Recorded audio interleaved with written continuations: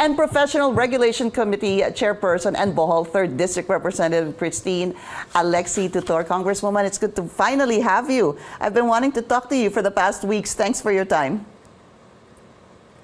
Thank you po. Good morning, Pinky. Okay, pag-usapan na po natin briefly yung proposal ni Secretary Ted Herbosa.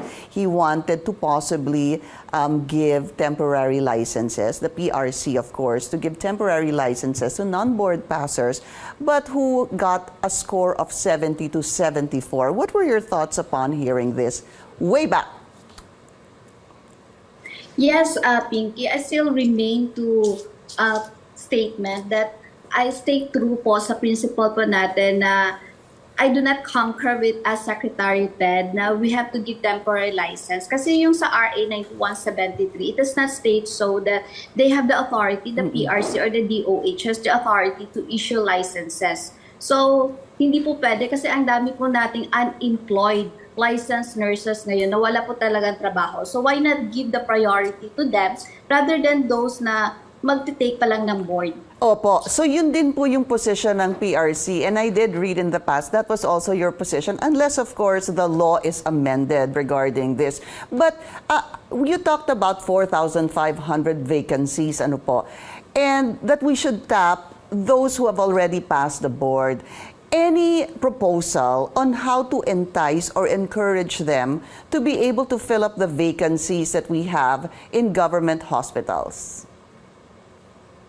So to fill up naman yung vacancies po natin, Pinky, meron tayong problema, the minimum wage rate natin. Kasi yung public and private hospitals natin, as to the nurses, malaki kasi yung disparity. And that disparity belongs to the wage rate. The public hospital nurses are more significantly better situated than the private nurses kasi mas malaki yung sahod nila. Like DOH nurses, they start with an entry-level salary grade of 15 and that is around 36,000. Whereas, yung sa private nurses natin, sa mga private hospitals, dito lang ako sa Region 7, particularly in Bohol, I've heard as low as 12 to 15,000.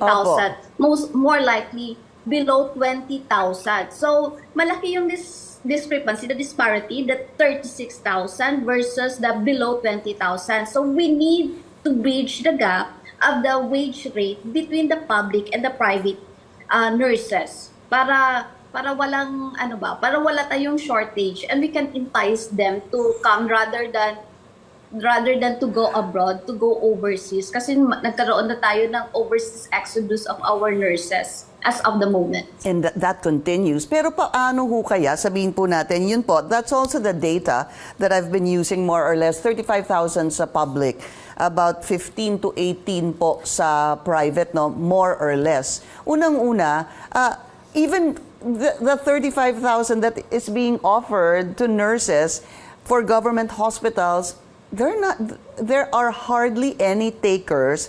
Kaya po may bakanting 4,500. I guess the question is, ano ho pa ang pwedeng gawin ng gobyerno para po with a 35,000 salary, tanggapin po nila yung trabaho? So, ganito po. What we can see as solution is first, we have to establish a minimum wage rate, most especially for the private nurses. So, around 700 to 1,000 per day net. That is already like just and fair naman sa ating mga private nurses. Then secondly, yung problema natin sa mga PhilHealth remittances to the private hospitals, ang daming backlog at saka delay ng payment to the private hospitals. And these are one of the reasons kung bakit meron tayong struggling financially sa ating mga private hospitals. Then another thing is we have also to fill the vacant nursing position, the health personnel